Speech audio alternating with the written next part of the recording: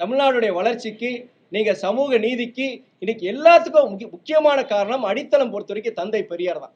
அப்படிப்பட்ட ஒரு பெரிய மனிதரை, நமக்காக பாடுபட்ட ஒரு மனிதரை இழிவுபடுத்துவோர் யாராக இருந்தாலும் அவன் ஈனப்பிறவிதான், அவன் ஈனப்பிறவிதான், அவன் ஈனப்பிறவிதான்.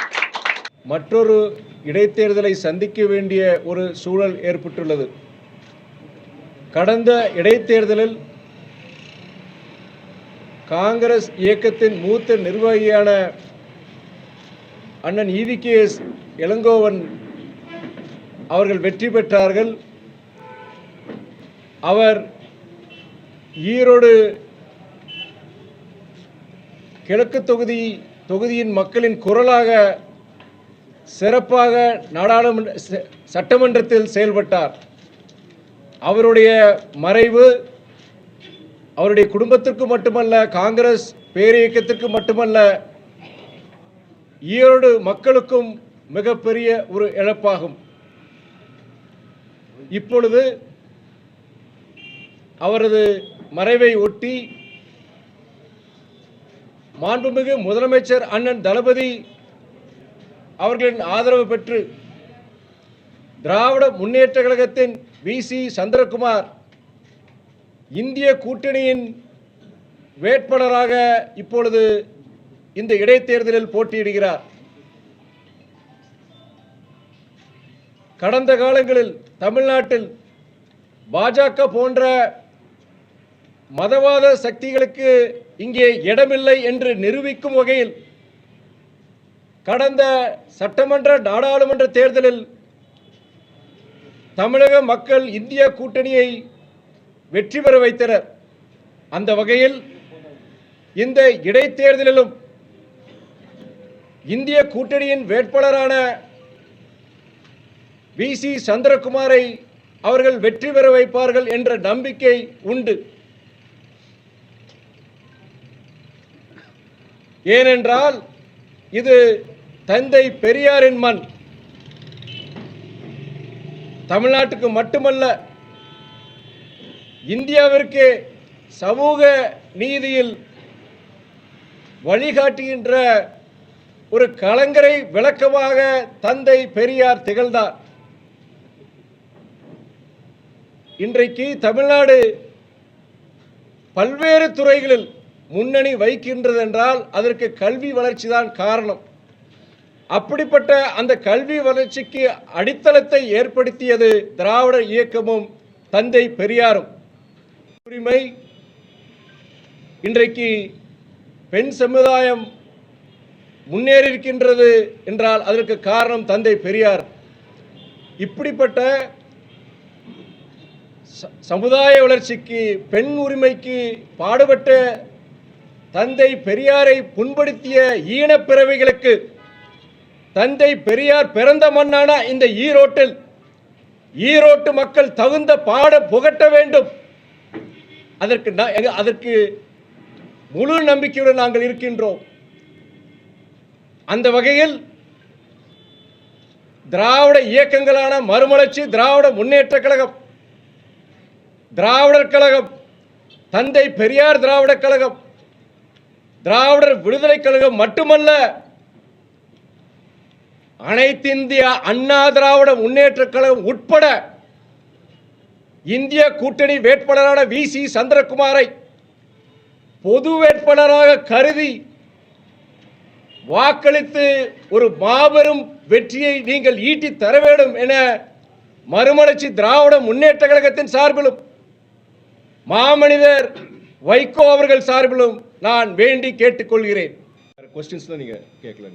சார், வேங்கை வயல் சம்பவத்தில் திருமாவளவன் கம்யூனிஸ்ட் கட்சி உட்பட அனைத்து CBI விசாரணை வேணும்னு கேட்குறாங்க. அண்ணாமலை கூட பேட்டியில் சொல்லியிருக்காரு, இவங்க ஏன் பயப்படுறாங்க, 2 வருஷம் கழிச்சு காலந்தாமதம் கழிச்சு பொய்யான வழக்கில்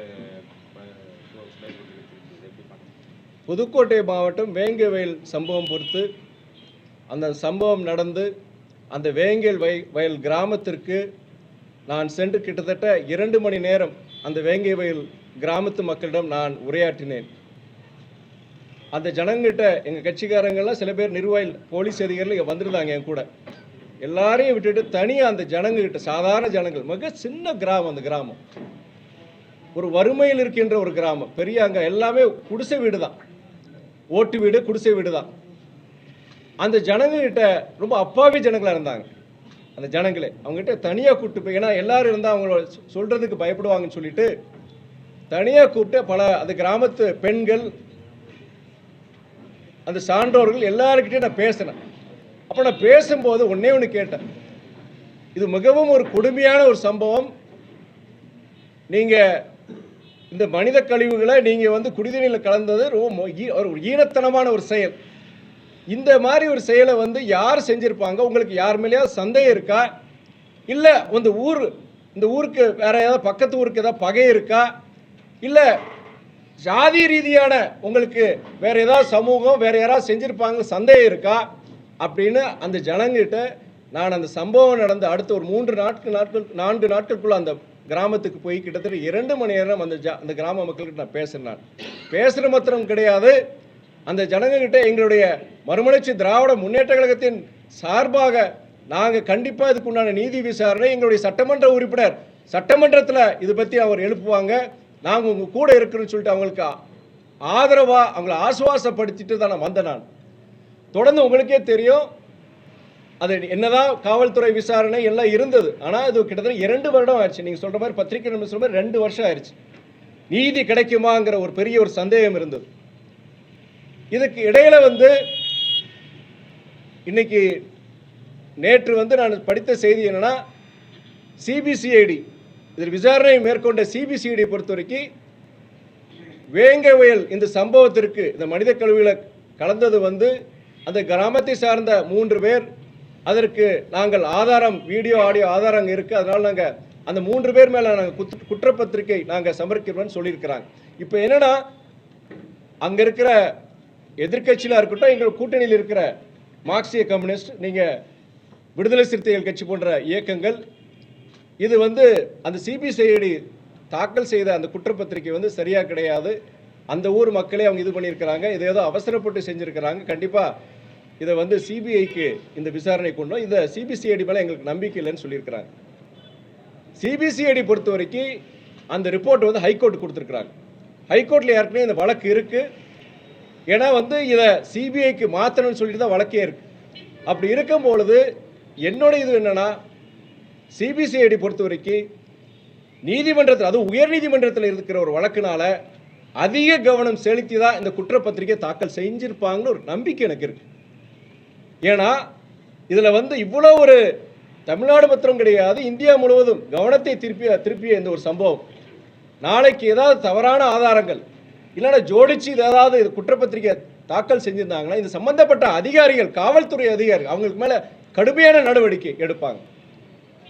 அதனால எனக்கு என்னன்னா, கண்டிப்பா தகுந்த ஆதாரங்களோட தான் சிபிசிஐடி இந்த குற்றப்பத்திரிகையை தாக்கல் பண்ணியிருப்பாங்க. அப்படி ஒரு வகையில் அவசரப்பட்டோ இல்லை எதிர்கட்சிகள் சொல்கின்ற மாதிரி இது தவறாக புனையப்பட்ட ஒரு வழக்கா இது குற்றப்பத்திரிகை இருந்தானா கண்டிப்பா சென்னை உயர்நீதிமன்றம் கண்டிப்பா அதை அனுமதிக்காது. ஏன்னா உயர்நீதிமன்ற மத்தியில் எனக்கு முழு நம்பிக்கை இருக்கு. சிபிசிஐடி மேல பொறுத்த வரைக்கும் நம்பிக்கை, அதே நேரத்தில் முழு நம்பிக்கை பொறுத்த வரைக்கும் உயர்நீதிமன்றத்தில் எனக்கு இருக்கு. உங்களுக்கு பத்திரிகை நண்பர் உங்களுக்கு கண்டிப்பா இருக்குன்னு நினைக்கிறேன் நான். ஆக இதை முடிவெடுக்க வேண்டியது உயர்நீதிமன்றம். உயர்நீதிமன்றத்தில் இந்த வழக்கு இருக்கு, கண்டிப்பா எதிர்வாதங்கள் இருக்கும். இப்போ இன்னைக்கு எதிர்கட்சிகளோ கூட்டணி இருக்கிற சில இயக்கங்களோ சில சந்தேகங்கள் எழுப்பும் பொழுது அதற்குண்டான வாதங்கள் இருக்கும்போது அந்த வாதத்தை எடுத்துக்கொண்டு உயர்நீதிமன்றம் எடுக்கிற முடிவு தான் இறுதி முடிவு. அதுதான் என்னுடைய இப்போ நான் இதுக்கு மேலே என்னால் கமெண்ட் பண்ண முடியாது. பிகாஸ் இதுக்கு மேலே எனக்கு தெரியாது. அந்த கிராமத்துக்கு போய் அவங்க இந்த கிராமம் இந்த நபர் அப்படி செஞ்சிருப்பாங்கன்னு சொல்லியிருந்தா வச்சுக்கோங்களேன், நான் இன்ஃபேக்ட் இதில் ஒரு முடிவு எடுக்கலாம். ஆனால் அந்த கிராமத்து ஜனங்களே சரி இவங்க இல்லைன்னு சொல்றாங்க, யார் இதை செஞ்சிருப்பாங்க, அந்த ஏதாவது அந்த கிராமத்து மேலே ஏதாவது வன்மை இருக்கா, சாதி ரீதியான வன்மை இருக்கா, அப்படி யாராவது அவங்க சொல்றாங்களா இந்த நபர் செஞ்சிருப்பாங்க சொல்றாங்க, அதுவும் கிடையாது. அப்படி இருக்கும்போது உயர்நீதிமன்றம் அந்த தகுந்த அந்த ஆதாரங்கள் அதெல்லாம் பார்த்து இந்த குற்றப்பத்திரிகையை விசாரிச்சு அவங்க எடுக்கிற முடிவு இறுதி முடிவு. உயர்ந்து விட்டது, வரிகள் உயர்த்தப்பட்டது. ஆனா எந்த திட்டத்தை கேட்டாலும் தர்ம அரசு ஊழியர்கள் பென்ஷன் உட்பட எதை கேட்டாலும் நிதி நெருக்கடி எது உண்மைன்னு பாத்தீங்கன்னா மின்சார கட்டணமும் உயர்த்திட்டாங்க, எல்லா வரிகளும் உயர்த்திட்டாங்க. அவங்க பத்திரிகை நண்பருக்கு நான் சொல்லணும், நீங்கள் ப்ராப்பர்ட்டி டேக்ஸாக இருக்கட்டும், நீங்கள் சொத்து வரியாக இருக்கட்டும், நீங்கள் மின்சாரமாக இருக்கட்டும், இந்தியா முழுவதும் அனைத்து மாநிலங்களும் எல்லாத்தையும் கூட்டியிருக்கிறாங்க. அது என்ன ரிஃபார்ம்ஸ்காண்டி சொல்லியிருக்கிறாங்க. ஒன்றிய அரசு எடுத்த முடிவு.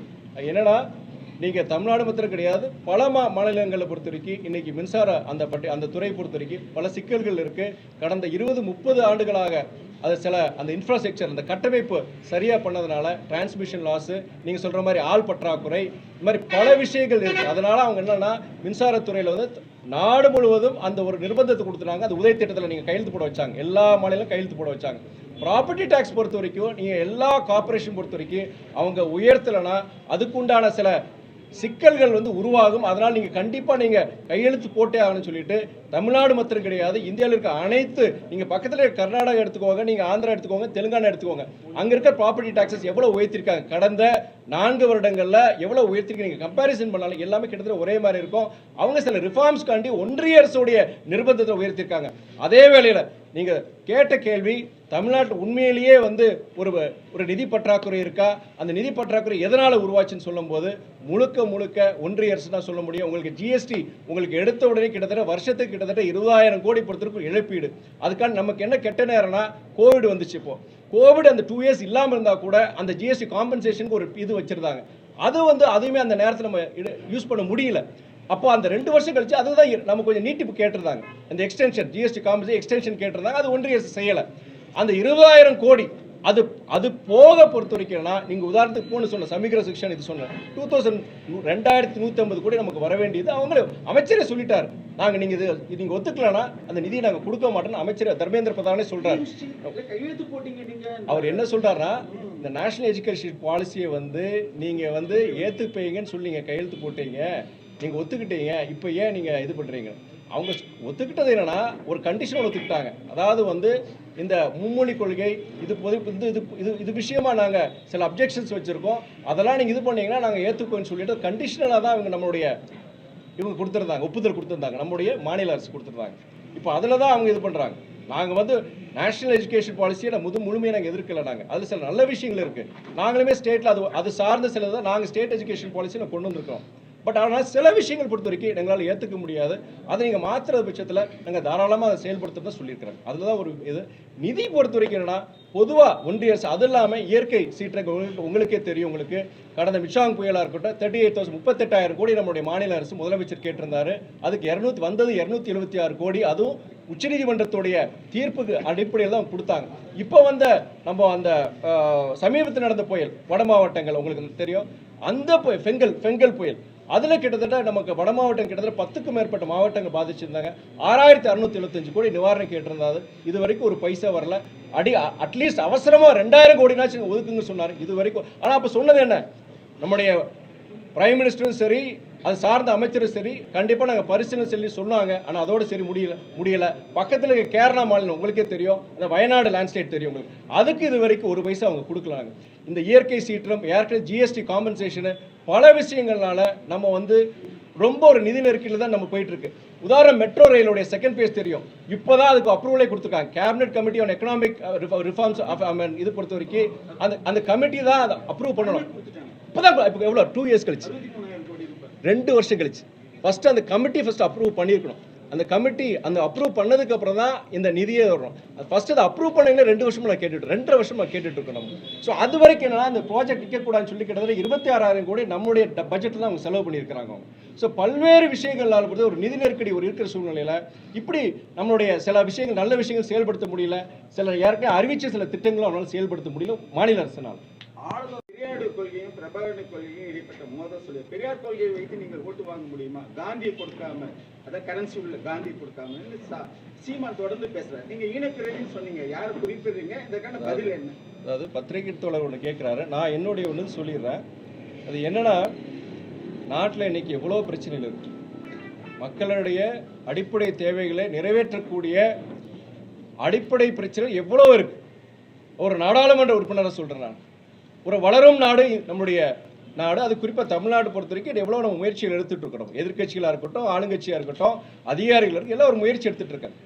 நான் ஒரு சமீபத்தில் கிட்டத்தட்ட 7 வருஷத்துக்கு அரசியல் வந்திருக்க 4 வருஷம் நேரடி அரசியல் இருக்கிறேன். நான் கிராமங்களுக்கு பல பகுதிகள் செல்லும் போது பல்வேறு பிரச்சனை, மக்கள் பிரச்சனையை நான் பார்க்குறேன். நான் அதை அந்த மக்கள் பிரச்சனையை தீர்க்கக்கூடிய அந்த ஒரு நல்ல ஒரு அரசியல்வாதி இருக்குன்னு நினைக்கிறேன்.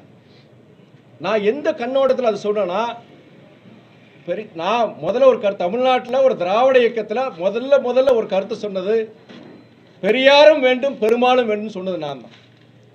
இன்னைக்கு அதே வேளையில் நான் இந்து பக்தன் தான், எல்லா கோயிலுக்கு போகிறேன், இந்து மதத்தை வழிபடுறவன். அதே நேரத்தில் இன்னைக்கு தந்தை பெரியார் இல்லாமல் சமூக நீதி கிடையாது, சமூக வளர்ச்சி கிடையாது. குறிப்பாக பெண்கள் வந்து நீங்கள் படிக்கலாம், நீங்கள் வேலைக்கு போகலாம் அப்படிங்கிற பெண்களுக்கு சம உரிமையை கொடுத்தது யாருன்னா தந்தை பெரியார் தான். கிடையாது. அவர் அதே நேரத்தில் இந்த இருமொழி கொள்கை, இன்னைக்கு நீங்கள் பசங்கள்லாம் இன்னைக்கு படித்து இன்னைக்கு ஆங்கில புலமை இருக்குன்னா அதுக்கு இருமொழி கொள்கை தான் காரணம். இன்னைக்கு நம்மளுடைய இளைஞர்கள் மாணவர்கள் இன்னைக்கு இந்த ஆங்கில புலமையினால இன்னைக்கு உலகமெங்கும் ஐரோப்பா அமெரிக்கா இன்னைக்கு எல்லா பல நாடுகளில் இன்னைக்கு பல்வேறு துறைகளில் அவங்க ஆதிக்கம் செலுத்துறாங்கன்னா அதுக்கு காரணம் ஆங்கில புலமை. அந்த ஆங்கில புலமைக்கு காரணம் இருமொழி கொள்கைன்னு நம்ம சொல்ல முடியும். இப்படிப்பட்ட பல்வேறு விஷயங்கள் நம்மளுடைய தமிழ்நாடுடைய வளர்ச்சிக்கு, நீங்க சமூக நீதிக்கு இன்னைக்கு எல்லாத்துக்கும் முக்கியமான காரணம் அடித்தளம் பொறுத்த வரைக்கும் தந்தை பெரியார் தான். அப்படிப்பட்ட ஒரு பெரிய மனிதரை, நமக்காக பாடுபட்ட ஒரு மனிதரை இழிவுபடுத்துவோர் யாராக இருந்தாலும் அவன் ஈனப்பிறவிதான், அவன் ஈனப்பிறவிதான், அவன் ஈனப்பிறவிதான். தமிழக அரசு குறித்து ஆளுநர் ஆர் ரவி தொடர்ந்து குற்றம் சாட்டியிருக்கிறார். கவர்னர் போஸ்ட் அவர் வந்து நேற்று வந்து குடியரசு தின விழாவில் அவர் மறுபடியும் அவருடைய தமிழக அரசுடைய நடவடிக்கைகள் தமிழ்நாட்டில் பொறுத்த வரைக்கும் சில அவர் பார்வையில் குறைபாடுகளை அவர் சொல்லியிருக்கிறாரு. ஆளுநர் பொறுத்த வரைக்கும் அவர் பல விஷயங்களை பொறுத்த வரைக்கும், நான் தமிழ்நாடு ஆளுநர் மாத்திரம் சொல்லலை, நீங்கள் பக்கத்தில் இருக்கிற கேரளா ஆளுநருடைய நடந்துக்கிற விஷயம், வெஸ்ட் பெங்கால் இருக்கிற ஆளுநர் நடந்துக்கிற விஷயம், நீங்கள் பஞ்சாபுக்கு போன அந்த ஆளுநர், எங்கெங்கெல்லாம் பாஜக அல்லாத மாநில அரசுகள் இருக்காங்களோ அங்கே இருக்கிற ஆளுநருடைய நடவடிக்கைகள் எல்லாம் பார்த்தீங்கன்னா ஒரே மாதிரி, ஒரே பேட்டர்ன். ஃபர்ஸ்ட் என்னன்னா, முதல்ல வந்து என்னன்னா, அந்த மாநில அரசுகளுக்கு எதிராக அவங்க நடந்துக்கிறது, அந்த மாநில அரசுகள் சட்டமன்றத்தில் நிறைவேற்றிய சில மக்கள் நல திட்டங்களை அதை செயல்படுத்த முடியாத மாதிரி அவங்க இது பண்றது, ஒப்புதல் கொடுக்காம இருக்கிறது. அதே மாதிரி இந்த குழப்பத்தை உருவாக்குற மாதிரி நீங்க கல்வித்துறை எடுத்துக்கோங்க, கிட்டத்தட்ட 8 யூனிவர்சிட்டியில வைஸ் சான்சலர் கிடையாது. அவர் என்ன சொல்றாருன்னா, அவர் முழுமையா அந்த விசி அப்பாயின்மெண்ட்ல பொறுத்த வரைக்கும் மாநில அரசுக்கு எந்தவித ஒரு தலையீடும் இருக்கக்கூடாதுன்னு நினைக்கிறார். ஆனா உங்களுக்கே தெரியும், நம்முடைய அமைச்சர்களும் சரி, எல்லாரும் முதலமைச்சர் பல தடவை சொல்லிட்டார், அந்த யூனிவர்சிட்டி அமைக்கிறது யாரு, அந்த யூனிவர்சிட்டி கூட ஃபண்ட்ஸ் கொடுக்கறது யாரு, எல்லாமே ஸ்டேட் கவர்மெண்ட் மாநில அரசு தான் கொடுக்கும்போது அந்த யூனிவர்சிட்டியுடைய அட்மினிஸ்ட்ரேஷன் நிர்வாகத்தை பார்க்கக்கூடிய அந்த வைஸ் சான்சலர் பொறுத்த வரைக்கும் அதை அப்பாயிண்ட் பண்ணக்கூடிய அந்த ரைட்ஸ் வந்து நம்முடைய மாநில அரசு தான் இருக்கும். Of course governor can have is சே, அவருடைய உரிமை இருக்கு. அதே நேரத்தில் முழுமையை நாங்க தான் பண்ணுவோம், நாங்க தான் செயல்படுத்துவோம் சொல்றது கண்டிப்பா வந்து இட் கோஸ் அகேன்ஸ்ட் ஃபெடரலிசம். மாநில சுயாட்சிக்கு எதிராக, அதாவது தன்னிச்சையா அவர் வந்து ஒரு நியமன பதவியில் இருக்கிற ஒரு ஆளுநர், அவர் போய் கண்டிப்பா வந்து நீங்களுடைய எல்லா யூனிவர்சிட்டிஸ் எல்லாருடைய அது இதெல்லாம் வந்து நாங்க எங்க கட்டுப்பாட்டுக்குள்ள வர சொல்றது அது வந்து ஒரு நல்ல செயல் கிடையாது, ஒரு ஆரோக்கியமான செயல், ஜனநாயக செயல் கிடையாது நான் சொல்லுவேன். திராவிடமா தமிழ் தேசியமா அப்படின்னு சொல்லி தொடர்ந்து சீமான் பிரச்சாரம் மேற்கொண்டு வர்றாரு. இந்த பர்டிகுலர் கொஸ்டின் பொறுத்த வரைக்கும் I have answered my your question. இது மக்களுடைய பிரச்சனை, வேற பிரச்சனை நீங்க கேளுங்க, நான் சொல்றேன். நீங்க இது பாருங்க, நீங்க சொல்றீங்க பெரியாரை இழிவுபடுத்துவதை பத்தி அவர் பெரியவர் கேட்டாரு, அதுக்குண்டான பதில் சொல்லிட்டார். வேற கேள்வி இது சம்பந்தமா இது பாருங்க இது சம்பந்தமா நான் பதில் சொல்றதுக்கு விருப்பம் கிடையாது. வேற கேள்வி கேளுங்க. பெரியவர் கேட்டார், கேள்விக்குண்டான பதில் நான் கொடுத்துட்டு அடங்க. ப்ளீஸ் ஸ்விட்ச் over to the next question. இல்லை என்றாலும் சீமானை எதிர்கொள்வதற்கு மதிமுகவும் திமுகவும் பயப்படுகிறதா? ஏன்னா நேற்று சீமான் ஒரு சவால் விட்டிருக்கிறார், இது பெரியார் மண்ணுதான், பெரியார் ஒரு மண்ணுதான் என்று சொல்லுகிறார். நீங்கள் மதிமுகவும் திமுகவும் பெரியாருடைய கொள்கையும் கோட்பாடையும் கடைபிடிக்கிறீர்கள், சீமானை எதிர்கொள்ளலாமே, ஏன் எந்த ஒரு பேச்சு எடுக்கவில்லை? நான் என்னை பொறுத்த மட்டும் இதற்கு பதில், என்னுடைய சென்ற கேள்விக்கு அந்த பதில் தான் இந்த பதிலே அடங்கும். மேற்கொண்டு இதுக்கு நான் பதில் சொல்ல விரும்பல. நான் மொழியை பத்தி நீங்க பேசுறீங்க, முதலமைச்சர் நேற்று மொழி போர் ஆரம்பிச்சிருங்க, மீண்டும் ஒரு மொழி போர், நம்ம இந்தியை திணிக்கிறாங்கன்னு சொல்லி அதுல மதிமுக நிலைப்பாடு அவர் சொல்லியிருக்காரு. திமுக மாணவர் அணி சார்பில் டெல்லியில போராட்டம் நடத்தப்படும். மதிமுக என்ன எம்பி நீங்க என்ன நினைக்கிறீங்க, எப்படி இந்தியை திணிக்கிறாங்க? நான் ஒரு 2 நிமிஷத்துல விலைக்கு சொல்றேன். நான் இந்தி திணிப்புங்கிற சொல்றது தவறான ஒரு விஷயங்க. நான் சொல்றது இந்தி ஆதிக்கத்தை எதிர்க்கின்றவர்கள் தான் நாங்கள். 1918 டி நகரில் இந்தி பிரச்சார சபையை தொடங்கிட்டாங்க. அதை தொடங்கி வைத்தவர் வந்து அண்ணல் காந்தியடிகள். 1964 அந்த இந்தி பிரச்சார சபை, டி நகரில் இருக்கிற இந்தி பிரச்சார சபையை வந்து இந்தியாவுடைய மிக முக்கிய நிறுவனம் அறிவிச்சிருந்தாங்க. அதுக்கு நம்முடைய தமிழக அரசோ நம்முடைய இங்க இருக்கிற ஹிந்தி ஆதிக்கத்தை எதிர்க்கின்ற எந்த ஒரு திராவிட இயக்கமும் அதெல்லாம் எதிர்க்கல. ஹிந்தியை படிக்க வேண்டாம் நாங்கள் யாருமே சொல்லலாம். அதே வேளையில் என்னன்னா, மறைமுகமாகவோ நேரடியாகவோ நீங்க வந்து ஹிந்தி கத்துக்கிட்டாதான் இந்த நாட்டில் இருக்க முடியும், ஹிந்தி உங்களுக்கு தெரியலனா நீங்க தேச விரோதிகள், நீங்க நாட்டுப்பற்று உங்களுக்கு கிடையாது அப்படின்னு சொல்றதா நாங்கள் எதிர்க்கிறோம். இன்னொன்று நான் சொல்றேன், சமீபத்தில் நீங்க கேட்கல எந்த விதத்தில் ஹிந்தியை வந்து அவங்க திணிக்கிறாங்கன்னு சொல்றதுக்கு ஒரு விரிவாக சொல்லிடுறேன். நான் கடந்த 2-3 மாதங்களுக்கு முன்பு நாடாளுமன்றத்தில் நம்முடைய பள்ளிக்கல்வித்துறை அமைச்சர் அன்பில் மகேஷ் பொய்யாமொழி சமகர சிக்ஷா அபியான் அந்த திட்டத்திற்காக கிட்டத்தட்ட 2150 கோடி தமிழ்நாட்டுக்கு வரவேண்டிய நிதி வரவில்லை. ஏற்கனவே தமிழ்நாட்டில் நிதி நெருக்கடி இருக்கு. இதனால எங்களுக்கு ஆசிரியர்களுக்கு சம்பளம் சரி, மற்ற இந்த பள்ளிக்கல்வித்துறை சார்ந்த சில நலத்திட்டங்களை செயல்படுத்த முடியும், கடுமையான நிதி நெருக்கடி இருக்கு அப்படின்னு ஒரு கோரிக்கைக்காண்டி அவருக்கு நாடாளுமன்றத்துக்கு வந்திருந்தாரு. தமிழ்நாட்டு நாடாளுமன்ற உறுப்பினர் அடிப்படையில் நான் அவர் கூட அது போயிருந்தேன். நான் தர்மேந்திர பிரதான் ஒன்றிய அமைச்சர் அவர் சந்திக்கிறதுக்கு போயிருந்தேன். நான் அப்போ நம்முடைய பள்ளிக்கல்வித்துறை சார்ந்த அதிகாரிகள் எல்லாம் விலக்கி எடுத்து சொல்றாங்க, இந்த சமகர சிக்ஷன் அபியான் படி அதை நாங்கள் என்னென்ன நாங்கள் செய்யணுமோ தமிழ்நாடு பொறுத்த வரைக்கும் எல்லாத்தையும் நிறைவேற்றிருக்கோம். உங்களுடைய ஒன்றிய அரசு நீங்களே சொல்லியிருக்கீங்க சமகர சிக்ஷன் அடிப்படையினுடைய கோட்பாடுகள் எல்லாத்தையும் தமிழ்நாடு முழுவதும் அதை நிறைவேற்றிருக்கு. அப்படி இருக்கும் பொழுது ஏன் அந்த நிதியை நீங்க கொடுக்கணும்னு சொல்லும்போது அவர் அமைச்சர் யாரு தர்மேந்திர பிரதான் அவர் சொல்றாரு, நீங்க ஏன் வந்து 40 வருஷம் பின்னாடி இருக்கிறீங்க, நீங்க ஏன் வந்து மும்மொழி கொள்கை ஏத்துக்க மாட்டேங்கிறீங்க, ஏன் நீங்க ஹிந்தியை எதிர்க்கிறீங்க அப்படின்னு சொல்லிட்டு நீங்க எப்போ நீங்க புதிய தேசிய கல்விக் கொள்கை நியூ நேஷனல் எஜுகேஷன் பாலிசி அதை எப்போ நீங்க ஏத்துக்க போறீங்க, எப்போ நீங்க மும்மொழி கொள்கை ஏத்துக்க போறீங்க, எப்போ நீங்க ஹிந்தி ஏத்துக்க போறீங்க, அப்போதான் நாங்க இந்த நிதியை நான் கொடுப்பது வெளிப்படையாவே சொல்றாரு.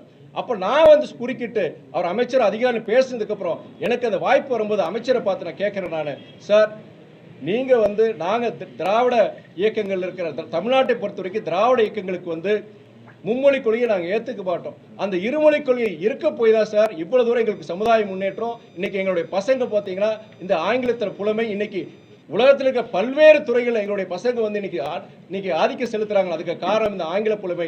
அதே நேரத்தில் நீங்க சொல்றீங்களா 3 மொழி ஏன் கத்துக்கூடாது, 3வது மொழி கத்துக்குவதில் எங்களுக்கு எந்தவித இது கிடையாது சார், 3வது மொழி கத்துக்கலாம். ஆனா அந்த 3வது மொழி என்ன மொழிங்கிறது அந்த மாணவன் தீர்மானிக்கணும், அந்த மாணவனுடைய பெற்றோர் தீர்மானிக்கணும், அரசியல் சக்திகள் தீர்மானிக்க கூடாது சொல்லிட்டு அப்ப நான் சொன்னேன் நேஷனல் எஜுகேஷன் பாலிசியில நீங்க என்ன வச்சிருக்கிறீங்க, second language or third language, 2வது அல்லது 3வது மொழியை பொறுத்த வரைக்கும் நீங்க வந்து ஒரு இந்திய மொழியாக தான் இருக்கணும்னு சொல்லியிருக்கீங்க. நீங்க கடந்த 10 வருடங்கள் என்ன ஒரு பிரச்சனை நடந்துட்டு இருக்குன்னா, அதாவது அந்த 2வது மொழி 3வது மொழியை பொறுத்த வரைக்கும் நீங்க அது இந்திய மொழியா இருக்குன்னு சொல்றாங்க.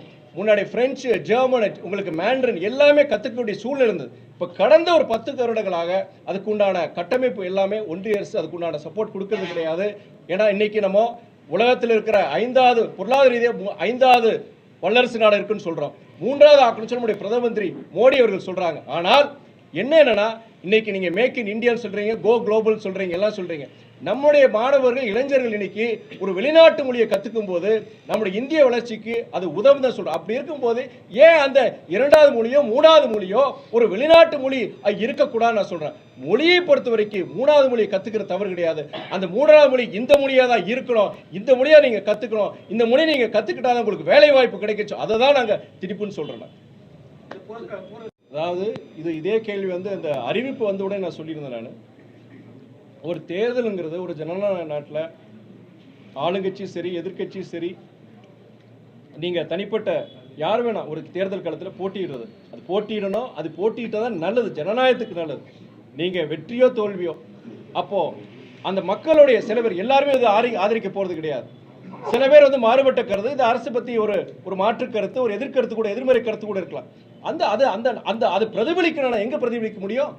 தேர்தல் களத்தில் தான் பிரதிபலிக்க முடியும். இத்தனை ஆயிரம் பேர் வந்து நீங்க வாக்களிச்சாங்க, இத்தனை ஆயிரம் பேர் வந்து நாங்க வாக்களிக்கல உங்களை எதிர்க்கிறோம்னு சொல்லும் போது அப்போ ஆளுங்கட்சிக்கும் அப்போ இத்தனை பேர் வந்து நமக்கு ஆதரிக்கலையா, அப்போ நம்மளுடைய பாதை சரியில்லையோ இல்லை நம்மளுடைய இந்த செயல்முறை சரியில்லைங்கிறது அவங்க தெரிஞ்சுக்கிறதுக்கு ஒரு வாய்ப்பு.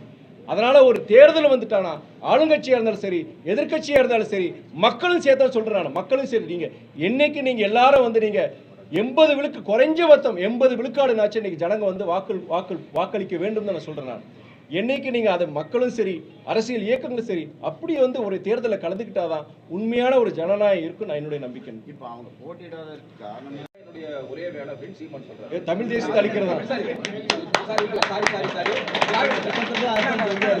திராவிட தளிப்பதுதான் என்னுடைய ஒரே கொள்கை அப்படிங்கிறாரு அவரு. அண்ணன் நீங்க சொன்னதுக்கு வந்துருவாரு. முதல்ல ஒன்று சொன்னீங்கல்ல, அண்ணன் அந்த வழிக்கு வந்துருவாரு, கூடிய சீக்கிரம் வந்துருவாரு அவர். கூட்டணியில அதுக்கு நீங்க பதில் சொல்லல. அதுக்கு நீங்க நானு நீண்ட ஒரு இது காரசாரமா நான் சொல்லிட்டேன். சகோதரர் கேட்டாரு, அவருக்கு நீங்க சொல்லிட்டேன். மூத்த பத்திரிகை இவர் தான் கேட்டார், ஃபர்ஸ்ட் கொஸ்டின் இவர் தான் கேட்டாரு. கிட்ட ஒரு 5 நிமிஷம் சொல்லிட்டேன் நான். பிரச்சாரத்தை திமுக வேட்பாளருக்கு எதிராக திமுக ஆதரவா ஏங்க மாத்தி சொல்றீங்க? திமுக வேட்பாளருக்கு ஆதரவா பிரச்சாரத்தை முன்வைக்கிறீங்க. பெரியாருடைய கோட்பாடுகளை முன்வைச்சு பிரச்சாரத்தை மதிமுக எதிர்கொள்ளுமா அப்படின்னு அவர் கேக்குறாரு. பெரியார் படத்தை எடுத்துக்கிட்டு திமுகவும் காந்தி படத்தை எடுத்துட்டு திராவிட அமைப்புகளும் பெரியார் படத்தை எடுத்துட்டு போய் இவங்கனால ஓட்டு வாங்க முடியுமா அப்படின்னு சவால். அதாவது திராவிட இயக்கங்கள் பொறுத்த வரைக்கும் அதுக்கு அடித்தளம் எல்லாமே இந்த அடிப்படை கொள்கைகள் எல்லாமே பெரியார் கொடுத்த கொள்கைகள் தான். அவர் இல்லாமல் நாங்கள் அரசியல் பண்ண முடியாது. அவரை வச்சு அவர் சொல்லிக் கொடுத்தது எல்லாமே. அப்போ சில விஷயங்கள் பொறுத்து முரண்பாடு இருந்ததுனால தான் அன்னைக்கு அண்ணா வந்து பிரிஞ்சு வந்தார். பெரியார் கிட்ட பிரிஞ்சு வந்து தனியாக திராவிட முன்னேற்ற கழகத்தை ஆரம்பிக்கிறதுக்கு சில காரணங்கள் இருக்கு. இன்னைக்கு பொறுத்த வரைக்கும் பெரியாருடைய 100% வந்து எல்லாருக்கும் ஒரு ஒப்புதல் இருக்கு மட்டும் கிடையாது. அது சில பேர் வேறுபடுறாங்க இன்னைக்கு. ஆனால் அதே நேரம் அந்த அடித்தளம் ஃபவுண்டேஷன் பொறுத்த வரைக்கும் தமிழ்நாட்டுக்கு சரி எங்களை திராவிட இயக்கங்களை வழிநடத்துறது பார்த்தீங்கன்னா தந்தை பெரியார் தான் சொல்லுவேன். கூட்டணியில் இருந்து பல கட்சிகள் வெளியேறும் அப்படின்னு எடப்பாடியார் தொடர்ந்து சொல்லிட்டு இருக்காரு. இதுக்கு 13 அமாவாசை தான் இருக்குன்னு சொல்றாரு.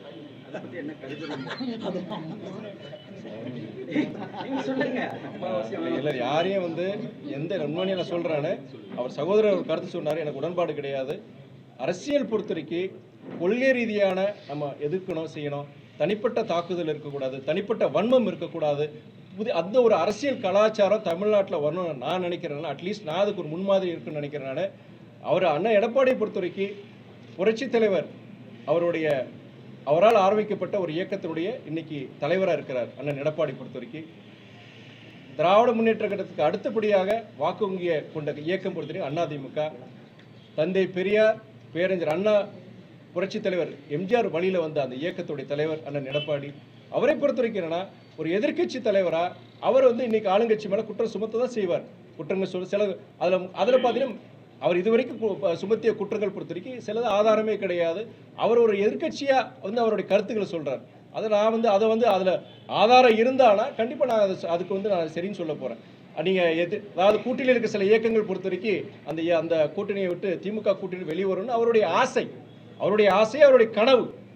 அதுக்கு உண்டான மூதாந்திரம் கிடையாதுன்னு சொல்லுவாங்க. இப்போ நீங்கள் சொல்லுவீங்க, இப்போ அண்ணன் திருமாவும் சரி சிபிஎம் சரி 2 பேரும் வந்து தொடர்ந்து 2-3 சம்பவங்களை பொறுத்த வரைக்கும் ஆளுங்கட்சிக்கு எதிரான சில கருத்துக்கள் சொல்லியிருக்காங்க. ஒரு கூட்டணியை பொறுத்த வரைக்கும் கூட இருக்கிற இயக்கங்கள் எல்லாத்தையும் ஒத்துக்கணும்னு அவசியம் கிடையாது. சில விஷயங்கள் பொறுத்த வரைக்கும் அவங்களுக்கு இதில் எங்களுக்கு ஒப்புதல் கிடையாது. இதில் நாங்கள் உதாரணம் நீங்கள் சொல்கிறீங்க சிபிசிஐடி உடைய அந்த குற்றப்பத்திரிக்கை எங்களுக்கு நம்பிக்கை கிடையாது, கண்டிப்பாக சிபிஐக்கு வந்து விசாரணை கொடுக்கணும்னு சொல்லிட்டு அவங்களோட நிலைப்பாடு. ஒரு ஜனநாயக நாட்டில் ஒரு கூட்டணிக்குள்ளேயே பார்த்தீங்கன்னா ஜனநாயகம் இருக்கணும். அந்த ஜனநாயகத்தை மதிக்கிறது நம்முடைய முதலமைச்சர் தளபதி, கூட்டணியுடைய தலைவர் அண்ணன் தளபதி சொல்லுவேன் நான். அதே நேரத்தில் அவங்க சொல்ற கருத்துக்களை உண்மையாங்கிறது காலம் சொல்லுங்கிறது. கூட்டணியை பொறுத்த வரைக்கும் இந்த கூட்டணியில் எந்தவித மாற்றமும் இருக்காது. இந்த கூட்டணி தொடருங்கிறதா அவர் முதலமைச்சர் மாத்திரம் கிடையாது, கூட்டணி இயக்கத்தினுடைய தலைவர் எங்கள் தலைவர் வைகோ உட்பட நாங்கள் தொடர்ந்து சொல்லிட்டு தான் இருக்கணும். இருக்கலாம் இல்லாட்டி வந்து நம்மளுடைய அடுத்த தேர்தல் 2026 பொறுத்த வரைக்கும் நம்ம ஆயத்தமாகலாம். இப்போ நம்ம வந்து இந்த தேர்தல் நின்று வாக்கள் கம்மியாக வாங்கிட்டானா நாளைக்கு ஒரு நம்பிக்கை வராது. அப்படிங்கிற ஒரு காரணம் கூட ஸ்ட்ராட்டஜிக் ரீசன் கூட இருக்கலாம் இல்லையா? அதுலேயும் பல அர்த்தங்கள் இருக்கு, புரிஞ்சுக்கோங்க. சார், விவசாயிகளின் நலன் காக்க அரசு திமுக அரசுன்னு சொல்லுவீங்க. ஆனால் இந்த கடந்தூர் விவசாயிகளின் நலன் காக்க அரசு திமுக அரசுன்னு சொல்கிற பட்சத்தில் பரந்தூர் விமான நிலையத்தில் ஒரு தெளிவான நிலைப்பாட்டு எடுக்கல. விஜய் கூட போய் பிரச்சனை இது பண்ணாங்க, அவர் அந்த தொகுதிக்குள்ளேயே போகுது. இதை எப்படி பார்க்குறீங்க? அது ரத்து பண்ணுவாங்க. பரந்தூர் பொறுத்த வரைக்கும் என்ன விஷயம்னா இன்னைக்கு சென்னைக்கு ஒரு புதிய விமான நிலையம் தேவைப்படுகிறது, ஒரு தவிர்க்க முடியாத ஒரு தேவை. ஏன்னா உங்களுக்கு வந்து சென்னை விமான நிலையம் பொறுத்த வரைக்கும் கிட்டத்தட்ட 2000 ஏக்கர் தான் இருக்கு. இன்னைக்கு பக்கத்தில் இருக்கிற பெங்களூர் விமான நிலையம் இருக்கட்டும், ஹைதராபாத்துடைய விமான நிலையம் இருக்கட்டும், கிட்டத்தட்ட குறைஞ்சபட்சம் 5000 ஏக்கர் இருக்கு அவங்களுக்கு. நீங்க குறைஞ்சபட்சம் ஒரு 5000 ஏக்கர் இருந்தாதான் இன்னைக்கு சென்னையுடைய அந்த விமான நிலையத்தை நீங்க முழுவதுமா நீங்க பயன்படுத்த முடியும். இன்னைக்கு 10 வருஷத்துக்கு முன்னாடி உங்களுக்கு அதாவது படிச்சவங்களுக்கு தெரியும், வெளிநாடு போறவங்களுக்கு தெரியும். 10 வருஷத்துக்கு முன்னாடி ஆந்திராவில் இருக்கிறவங்க, கர்நாடகாவில் இருக்கிறவங்க ஐரோப்பாவுக்கு அமெரிக்காவுக்கு போனோன்னா ஹைதராபாத்ல இருந்து நீங்க பெங்களூர்ல இருந்து இங்க சென்னை விமான நிலையத்துக்கு இங்க வந்து போயிட்டு இருந்தாங்க. ஆனா அதெல்லாம் காண மாறி இன்னைக்கு சென்னையில் இருக்கிறவங்க, தமிழ்நாட்டில் இருக்கிறவங்க, இன்னொரு வெளிநாடு போல முக்கியமா வந்து அவங்க வந்து வேற டெல்லியோ பாம்பேயோ இல்லாட்டி பெங்களூரோ இல்லாட்டி ஹைதராபாட போய் அங்க ஒரு கனெக்டிங் ஃபிளைட் பிடிச்சே போயிடும். அதுக்கு முக்கியமான காரணங்கள் பொறுத்த வரைக்கும் கூடுதல் விமான சேவைகள் நம்மளுடைய சென்னை விமான நிலையத்தில் கொண்டு வர முடியல. காரணம் பார்த்தீங்கன்னா இடம் பற்றாக்குறை. அதில் 5000 ஏக்கர்னாச்சு இன்னைக்கு மற்ற ஏர்போர்ட்ஸ் எல்லாம் போட்டு மெட்ரோ ஏர்போர்ட்ஸ் எல்லாமே 5000 ஏக்கர்ஸ் மேலே போயிருச்சு. சென்னை ஒன்று தான். அப்போ விரிவாக்கம் பண்ணுறதுக்கு இடம் எங்கே இருக்கு? சென்னையை சுற்றி கிட்டத்தட்ட 50-60 கிலோமீட்டர் வெளியே போனாதான் அந்த இடம் கிடைக்கும்.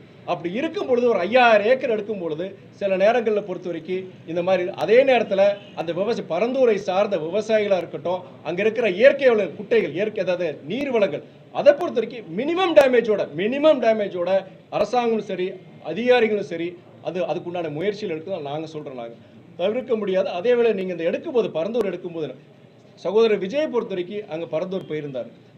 அவர் பொறுத்த வரைக்கும் படித்த இளைஞர். நீங்கள் பரந்தூர் விமான நிலையம் நீங்கள் பாதிப்பு ஏற்படுத்துது, இங்கே நிலங்கள் விவசாயிகள் பாதிக்கப்படுறாங்க, இங்கே இருக்கிற நீர்நிலைகள் பாதிக்கப்படுறாங்க. அப்போனா you suggest an alternative site. சகோதரர் விஜய்க்கு நான் சொல்கிறேன், நான் உங்களுக்கு ஆள்பலம் இருக்குது, பணபலம் இருக்குது, எல்லாம் இருக்குது. நீங்கள் ஒரு இண்டிபெண்டன்ட் கன்சல்டன்ட் நீங்கள் பிடிச்சிட்டு நீங்கள் ப்ராப்ளி ஒரு மாதத்துக்குள்ளே நீங்கள் இந்த இடத்துல பொறுத்த வரைக்கும் நீங்கள் விவசாய நிலங்கள் இங்கே இல்லை, அவ்வளோ கிடையாது, நீர்நிலைகள் இங்கே கிடையாது. அப்போ பரந்தூருக்கு பதில் இங்கே ஒரு 5000 ஏக்கர் நீங்கள் கையகப்படுத்தணும்னு சொல்லிட்டு 1 மாதத்துக்குள்ளே 2 மாதத்துக்குள்ளே நீங்கள் தமிழக அரசுக்கு சொல்லுங்க, நானும் வரவேற்கிறேன். பட் அதே வேளையில் வந்து சில பேர் இப்போ என்ன சொல்கிறாங்கன்னா டங்ஸ்டனை இதையும் கம்பேர் பண்ணுறாங்க. டங்ஸ்டனுக்கு வந்து நீங்கள் எதிராக நீங்கள் குரல் கொடுத்தீங்க, அப்போ ஏன் பரந்தூருக்கு நீங்கள் குரல் கொடுக்க மாட்டேங்கிறேன்? பரந்தூருக்கு நான் சொல்கிறேன், இன்னைக்கு சொல்கிறேன், அரசாங்கமும் சரி அதிகாரமும் சரி அங்கே இருக்கிற விவசாயிகளுடைய ஒரு கிராமம் கூட விவசாயிகளோட பாதிக்கக்கூடாது என்னுடையது. அதே வேளையில் வந்து இந்த திட்டமாக வர வேண்டியது. பட் டங்ஸ்டனை பொறுத்த வரைக்கும் அங்கே நாயக்கர்பட்டி அங்கே அரிக்கப்பட்டி அந்த பகுதியை பொறுத்த வரைக்கும் 2022 இது ஹை பயோடைவர்சிட்டி சைட்டுன்னு சொல்லிட்டு 2022 அறிவிச்சிருக்கிறாங்க. அங்கே இருக்க பொறுத்த வரைக்கும் அங்கே அதாவது தமிழ்நாட்டுடைய வரலாறு, சபனப்படுகைகள், அதே மாதிரி உங்களுக்கு அரிய வகை பறவைகள், விலங்குகள் வந்துட்டு போற அந்த இடம் இருக்கு. 7 குன்றுகள் இருக்கு. அந்த பகுதி மக்கள்கிட்ட நான் வந்து அரசியல்வாதியே கிடையாது, தனிப்பட்ட முறையில் நான் ஒரு விசாரணை மேற்கொள்ளும் போது அந்த ஜனங்க அழுகுறாங்க. அவங்க என்ன பயப்படுறாங்க, எங்களுக்கு அரசியலே வேண்டாம், எங்களை காப்பாத்துக்குன்னு சொல்லி பண்றாங்க. அங்கே பொறுத்த வரைக்கும் அவங்க ஒரு வேற அங்கே வந்து ஒரு உன்னிப்பான இதே நீங்கள் டங்ஸ்டன் பொறுத்த வரைக்கும் இந்தியாவில் வேற இடங்கள் எடுக்கலாம். நீங்கள் அந்த நாயக்கரப்பட்டியில் எடுக்கணும் மாத்திரம் கிடையாது, தமிழ்நாட்டில் சரியில்லை, நீங்கள் இந்தியாவில் இருக்க பிற பகுதியில் அந்த கனிம வளத்தை டங்ஸ்டன் நீங்கள் எடுக்கலாம். அப்படி இருக்கும்போது ஒரு மாற்று இடம் நீங்கள் எடுக்கலாம். பட் அதே நேரத்தில் பரந்தூர் பொறுத்த வரைக்கும் ஒரு அந்த மாதிரி மாற்று இடம் போகாத ஒரு சூழ்நிலை வந்து பரந்தூர் அவங்க செலக்ட் பண்ணியிருக்கிறாங்க.